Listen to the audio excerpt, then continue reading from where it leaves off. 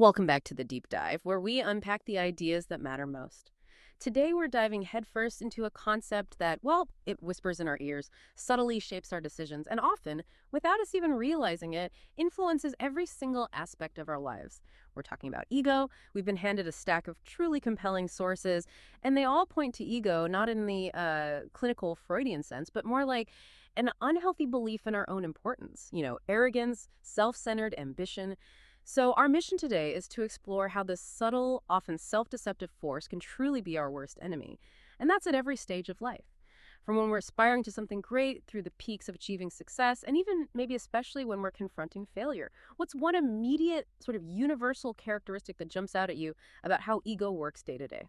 It's fascinating, isn't it? Our sources really emphasize how universally this ego manifests. It's like that internal voice that subtly distorts reality, prevents genuine learning, hinders collaboration, and ultimately, yeah, it undermines our true potential. It's a short-term comfort, that Yeah. feeling important or being right, but it comes with these profound, often devastating long-term consequences. We're going to explore how individuals throughout history and even, in contemporary life have wrestled with this constant, shape-shifting adversary. That's a powerful framing. Okay, so let's unpack how ego first interferes. Right at the beginning.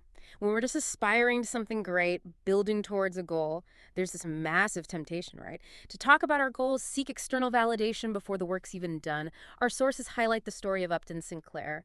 He famously wrote, "I, Governor of California, and How I Ended Poverty," before he even won the election. Can you believe that? The book became a bestseller, sure, but his actual campaign, a spectacular failure. It's like he had already acted out the part in his vivid imagination, and the will, the actual drive to bridge that gap between thought and action, it just collapsed. But I mean, isn't some public declaration necessary sometimes? For accountability, or even just to attract support for a big vision. How do we balance that potential benefit with this clear risk? That's the core tension, isn't it? It's a really subtle trap. Research suggests that after a certain point, our mind can actually confuse goal visualization with actual progress. Yeah. It kind of tricks the brain into feeling like the work's already done, which then, dampens the urgent drive for real-world effort. And even just talking aloud about problems can decrease insight, maybe because it externalizes the tension our minds need to sort of grapple with and solve them internally. As the philosopher Kierkegaard warned, mere gossip anticipates real talk, and to express what is still in thought weakens action by forestalling it. You basically lose the energy for the actual doing. Wow. It's almost like prematurely spending your emotional capital. What a profound point. So if talking about it can be a trap, the sources then point to silence as a profound strength. Take Bo Jackson, Well, baseball and football legend. When he was at Auburn, he had these two massive athletic ambitions: win the Heisman Trophy and be a first-round NFL draft pick. Huge goals. Do you know who he told about these towering goals? Almost nobody. Just his girlfriend, apparently. He kept it internal. What does that tell us about the power of withholding that public declaration? it speaks volumes about the discipline of self-control, the ability to deliberately keep yourself out of the conversation, to subsist without needing its validation. That's a rare and powerful skill. It's the respite of the confident and the strong, really, because they don't need that external affirmation to fuel their fire. Talk, in this context, it depletes us. Talking and doing kind of fight for the same mental and emotional resources. The quiet work is often the most potent. Quiet work. I like that. So, if silence and focused action are key in aspiration, this leads us to a crucial fork in the road, particularly for those with big ambitions. Do you want to be somebody, or do you want to do something?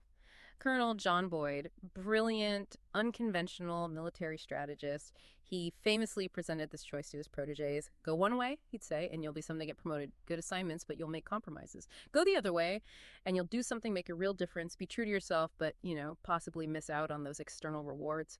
Boyd himself was known as the ghetto colonel for his frugal lifestyle, his absolute refusal to compromise, turned down expense checks he thought were like bribes. What's the deeper significance of this choice for someone just starting out? Well, this choice isn't just a one-time decision, is it? It's constant. It's a daily negotiation. Is your purpose to serve an image like a job title, a prime parking space, a number of social media followers? Or is it to serve something truly larger than yourself?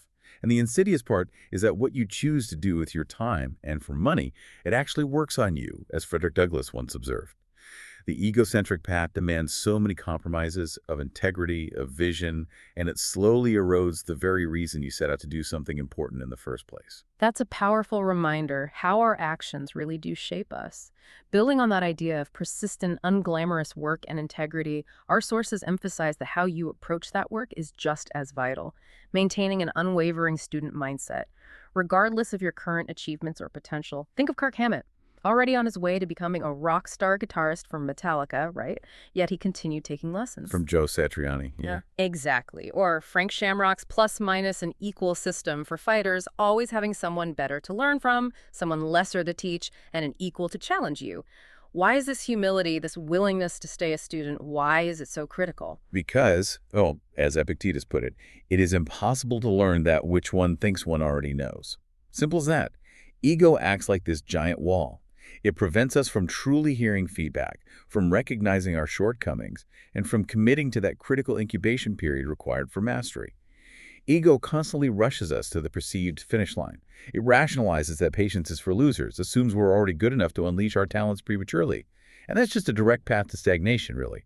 Right. So ultimately, then, this whole aspiration phase really comes down to action, getting things done. Our sources consistently hammer home the idea that ideas alone, no matter how brilliant, are simply not enough. Remember the painter Degas? When a poet told him he was full of ideas but couldn't write verse, Degas got this blunt but brilliant reply. It's not with ideas, my dear Degas, that one makes verse. It's with words. Or rather, with work. Exactly, with work. And Henry Ford famously said, you can't build a reputation on what you're going to do. This seems to fly in the face of a lot of modern thinking about innovation. Absolutely. It challenges that seductive lie that there's some shortcut to success or that sheer brilliance is enough to manifest results. The path to mastery isn't about hitting some predetermined zone of, 10,000 or 20,000 hours like popular theory suggests. It's about continuous, often unglamorous effort, day in, day out. The profound choice here is whether we genuinely love work, making a living to do work, not the other way around. It's about the process, not just the fleeting vision. Okay, so we've seen how ego can be the enemy of building, subtly sabotaging our aspirations. But what happens once you've actually achieved some of those goals? Our sources reveal that ego doesn't just, disappear, it shapeshifts. It presents new insidious temptations that can quickly shorten your reign and unravel everything you've worked so hard to create. That's where it truly gets dangerous, I think. Success is intoxicating. It really is. The life of Howard Hughes serves as such a stark warning here. Inherited a fortune and business at 18, started as this rebel billionaire, but his ego, fueled by addictions and injuries. It led to colossal mismanagement, tax fraud, and ultimately this lonely, miserable decline. He ended up sitting naked in a chair, dictating irrational memos, working furiously with one hand towards some goal and with the other working just as hard to undermine it. This isn't just about making bad decisions, it feels like a total loss of perspective. It absolutely is. As Harold Gene, a CEO who built a massive conglomerate, observed, unbridled personal egotism blinds the man to the realities around him.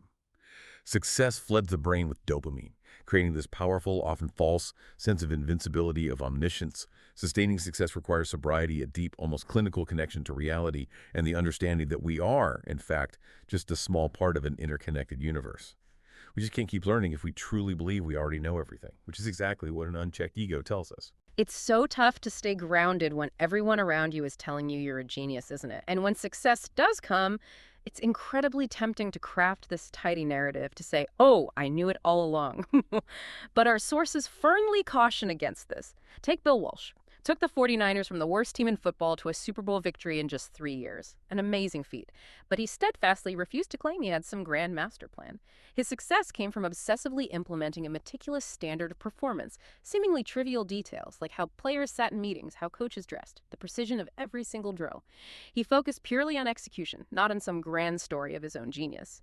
What's so dangerous about creating that narrative after the fact? Well, narratives, while they're comforting and certainly flattering, they can negatively impact our future. They create false confidence, and perhaps most insidiously, they slacken the effort that got us there in the first place. We become so attached to the story of our genius or unique talent that we stop doing the gritty, unglamorous work that actually created that genius. Walsh's own players proved this point, didn't they? They lost 12 of 22 games after their first Super Bowl. They only started winning again when they explicitly returned to his standard of performance. That's why investor Paul Graham advises startups to keep their identity small, focus on iterative, humble steps rather than these bold, sweeping visions. That's a critical point. Success isn't about the story, it's about the sustained execution, day after day. And following from that, success often brings this intense individual focus, what Coach Pat Riley famously called the disease of me, where players start calculating their own importance, which leads to infighting and self-sabotage, like the struggles between Shaq and Kobe, maybe. A classic example. Contrast that with General George Marshall. Despite commanding the entire U.S. Army during WWII, he actively discouraged personal promotions. He even turned down command of D-Day, believing his role in Washington was more critical to the overall mission. He consistently prioritized the mission over any personal glory or historical legacy. What does Marshall teach us about overcoming that disease of me? Marshall reminds us that we never earn the right to be greedy or to pursue our interests at the expense of everyone else. It's a hard truth. His magnanimity, his selflessness, they weren't weaknesses. They were the absolute core of his effectiveness. His wife noted that, sure, he had the same human traits as others, but they were tempered by a sense of humility and selflessness. He famously didn't even want to look at his own finished portrait. He was that singularly focused on the work itself. This egoless approach, it frees you up to make the best decision for the larger whole, rather than just for personal gain. It seems like true power really comes from that detachment. And it makes you wonder, when you have everything, what do you truly want? Success can often obscure our initial purpose, can't it? After the Civil War, William Tecumseh Sherman, content with his rank, just retired happily and lived a tranquil life. Ulysses S. Grant, however, despite his historic victories, he pursued the presidency, then invested in a Ponzi scheme. Tragic. Eventually dying in destitution and agony, battling throat cancer as he raced to finish his memoirs just to provide for his family. He simply couldn't decide what truly mattered to him, chasing one thing after another. This illustrates a profound point about purpose, doesn't it? It certainly does. Ego, when it's unchecked, leads straight to envy. It makes us constantly chase what others have, often squandering our unique potential in the process. We end up, as our sources put it, wasting precious life doing things we don't like, to prove ourselves to people we don't respect, and to get things we don't even truly want. It's madness. The Greek concept of eudaimonia, basically knowing your own path and staying on it without distraction, that offers a path to tranquility.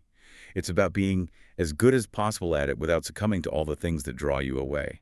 Grant's tragic end is just a vivid illustration of losing that inner compass. That's a powerful and, quite a somber lesson. So we've explored ego in aspiration and in success. Now, this is where it gets truly challenging, I think. What happens when plans go sideways, when things fall apart? When you hit rock bottom, ego often leaves us completely unprepared for that reality. Right. That's precisely when ego tries to take the wheel, doesn't it? Yeah. To protect itself. Exactly. Malcolm X, for instance, imprisoned at 21 for a life of crime, faced a decade in a cage. He chose what our sources call a lifetime.